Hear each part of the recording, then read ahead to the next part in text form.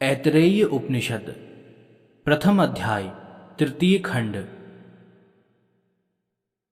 इन सब की रचना हो जाने पर परमेश्वर ने फिर विचार किया, ये सब लोक और लोकपाल तो रचे गए, इनकी रचना का कार्य तो पूरा हो गया। अब इनके निर्वाह के लिए अन्न भी होना चाहिए, भोग्य पदार्थों की भी व्यवस्था होनी चाहिए, क्योंकि इनके साथ भूख प्यास भी लगा दी गई है। अतः उसकी अन्न की रचना करूं। उपर्युक्त प्रकार से विचार करके परमेश्वर ने जलों को अर्थात पांचों सूक्ष्म महाभूतों को तपाया, अपने संकल्प द्वारा उनमें क्रिया उत्पन्न की। परमात्मा के संकल्प द्वारा संचालित हुए उन सूक्ष्म महाभूतों से मूर्ति प्रकट हुई, अर्थात उनका स्थूल रूप उत्पन्न हुआ। वह जो मूर्ति अर्थात उन पांच महाभूतों का स्थूल रूप उत्पन्न हुआ, वही अन्न देवताओं के लिए भोग्य है। लोकों और लोकपालों की आहार संबंधी आवश्यकता को पूर्ण करने के लिए उत्पन्न किया हुआ वह अन्न यूं समझकर कि यह मुझे खाने वाला तो मेरा विनाशक ही है, उससे छुटकारा पाने के लिए मुख फेरकर भागने लगा। तब उस मनुष्य के रूप में उत्पन्न हुए जीवात्मा ने उस अन्न को वाणी द्वारा पकड़ना चाहा, परंतु वह उसे वाणी द्वारा पकड़ नहीं सका। यदि उस पुरुष ने वाणी द्वारा अन्न को ग्रहण कर लिया होता, तो अब भी मनुष्य अन्न का वाणी द्वारा उच्चारण करके ही तृप्त हो जाता। अन्न का नाम लेने मात्र से उसका पेट भर जाता, परंतु ऐसा नहीं होता। तब उस पुरुष ने अन्न को प्राण के द्वारा अर्थात घ्राण इंद्रिय के द्वारा पकड़ना चाहा, परंतु वह उसको घ्राण इंद्रिय के द्वारा भी नहीं पकड़ सका। यदि वह इस अन्न को घ्राण इंद्रिय द्वारा पकड़ सकता, तो अब भी लोग अन्न को नाक से सूंघकर ही तृप्त हो जाते, परंतु ऐसा नहीं देखा जाता। फिर उस पुरुष ने अन्न को आंखों से पकड़ना चाहा, परंतु वह उसको आंखों के द्वारा भी नहीं पकड़ सका। यदि वह इस अन्न को आंखों से ग्रहण कर सकता, तो अवश्य ही आजकल भी लोग अन्न को केवल देखकर ही तृप्त हो जाते, परंतु ऐसी बात नहीं देखी जाती। फिर उस पुरुष ने अन्न को कानों द्वारा पकड़ना चाहा, परंतु वह उसको कानों द्वारा भी नहीं पकड़ सका। यदि वह इसको कानों से पकड़ सकता, तो अवश्य ही अब भी मनुष्य केवल अन्न का नाम सुनकर ही तृप्त हो जाते, परंतु यह देखने में नहीं आता। तब उस पुरुष ने अन्न को चमड़ी द्वारा पकड़ना चाहा, परंतु वह उसको चमड़ी द्वारा भी नहीं पकड़ सका। यदि वह इसको चमड़ी द्वारा पकड़ पाता, तो अवश्य ही आजकल भी मनुष्य अन्न को छूकर ही तृप्त हो जाते, परंतु ऐसी बात नहीं है। तब उस पुरुष ने अन्न को मन से पकड़ना चाहा, परंतु वह उसको मन के द्वारा भी नहीं पकड़ सका। यदि वह इसको मन से पकड़ पाता, तो अवश्य ही आज भी मनुष्य अन्न का चिंतन करते ही तृप्त हो जाते, परंतु ऐसी बात देखने में नहीं आती। फिर उस पुरुष ने अन्न को उपस्थ अर्थात लिंग द्वारा पकड़ना चाहा, परंतु वह उसको उपस्थ के द्वारा नहीं पकड़ सका। यदि वह उसको उपस्थ द्वारा पकड़ पाता, तो अवश्य ही अब भी मनुष्य अन्न का त्याग करके ही तृप्त हो जाते, परंतु यह देखने में नहीं आता। अंत में उस पुरुष ने अन्न को मुख के द्वार से अपान वायु द्वारा ग्रहण करना चाहा, अर्थात अपान वायु द्वारा मुख से शरीर में प्रवेश कराने की चेष्टा की। तब वह अन्न को अपने शरीर में ले जा सका। वह अपान वायु जो बाहर से शरीर के भीतर प्रश्वास के रूप में जाता है, यही अन्न का ग्रह उसको पकड़ने वाला अर्थात भीतर ले जाने वाला है।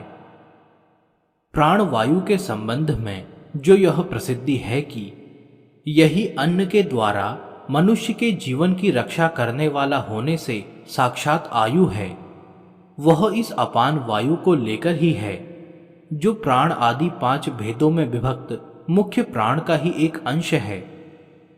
इससे यह सिद्ध हुआ कि प्राण ही मनुष्य का जीवन है। इस प्रकार जब लोक और लोकपालों की रचना हो गई, उन सबके लिए आहार भी उत्पन्न हो गया तथा मनुष्य शरीरधारी पुरुष ने उस आहार को ग्रहण करना भी सीख लिया। तब उस सर्वसृष्टा परमात्मा ने फिर विचार किया, यह मनुष्य रूप पुरुष मरे बिना कैसे रहेगा? यदि इस जीवात्मा के साथ मेरा सहयोग नहीं रहेगा तो यह अकेला किस प्रकार टिक सकेगा? साथ ही यह भी विचार किया कि यदि मेरे सहयोग के बिना इस पुरुष ने वाणी द्वारा बोलने की क्रिया कर ली, घ्राण इंद्रिय से सूंघने का काम कर लिया, प्राणों से वायु को भीतर ले जाने और बाहर छोड़ने की क्रिया कर ली, नेत्र इंद्रिय द्वारा देख लिया, कर्ण इंद्रिय द्वारा सुन लिया, त्वचा इंद्रिय द्वारा स्पर्श कर लिया, मन के द्वारा मनन कर लिया, अपान द्वारा अन्न निगल लिया, और यदि जनन इंद्रिय द्वारा मूत्र और वीर्य का त्याग करने की क्रिया संपन्न कर ली, तो फिर मेरा क्या उपयोग रह गया? भाव यह कि मेरे बिना इन सब इंद्रियों द्वारा कार्य संपन्न कर लेना इसके लिए असंभव है। यह सोचकर परमात्मा ने विचार किया कि मैं इस मनुष्य शरीर में पैर और मस्तक, इन दो में से किस मार्ग से प्रविष्ट होऊं? परमात्मा इस मनुष्य शरीर की सीमा मूर्धा को अर्थात ब्रह्म रंध्र को चीरकर उसमें छेद करके इसके द्वारा उस सजीव मनुष्य में प्रविष्ट हो गए। वह यह द्वार विद्यति अर्थात विदीर्ण किया हुआ द्वार नाम से प्रसिद्ध है। वही यह विद्वती नामक द्वार ब्रह्मरंध्र आनंद देने वाला अर्थात आनंद स्वरूप परमात्मा की प्राप्ति कराने वाला है। परमेश्वर की उपलब्धि के 3 स्थान हैं और स्वप्न भी 3 हैं।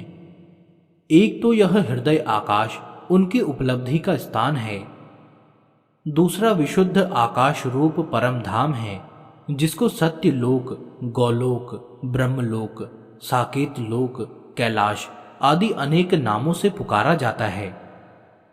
तीसरा यह संपूर्ण ब्रह्मांड है तथा इस जगत की जो स्थूल, सूक्ष्म और कारण रूप 3 अवस्थाएं हैं, वे ही इसके 3 स्वप्न हैं।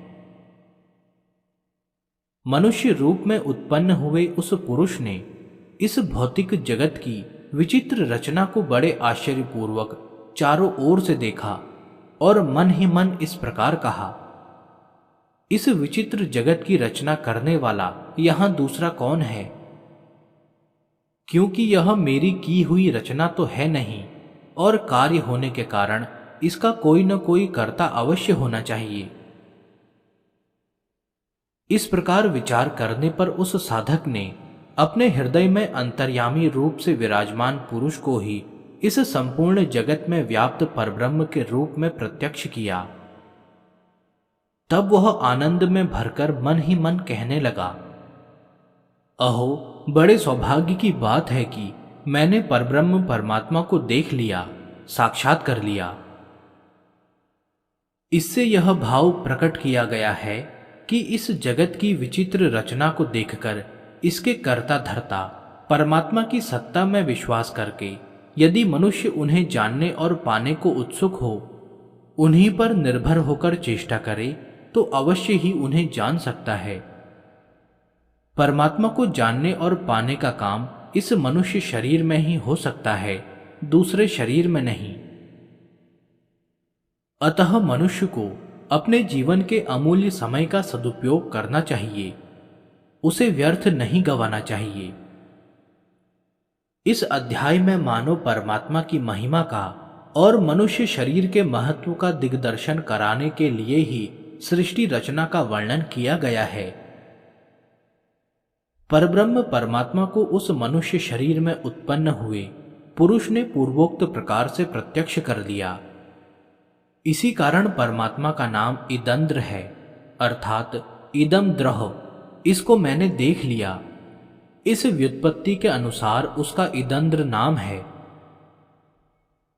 इस प्रकार यद्यपि उस परमात्मा का नाम इदंद्र ही है, फिर भी लोग उन्हें परोक्ष भाव से इंद्र कहकर पुकारते हैं, क्योंकि देवता लोग मानो छिपाकर ही कुछ कहना पसंद करते हैं।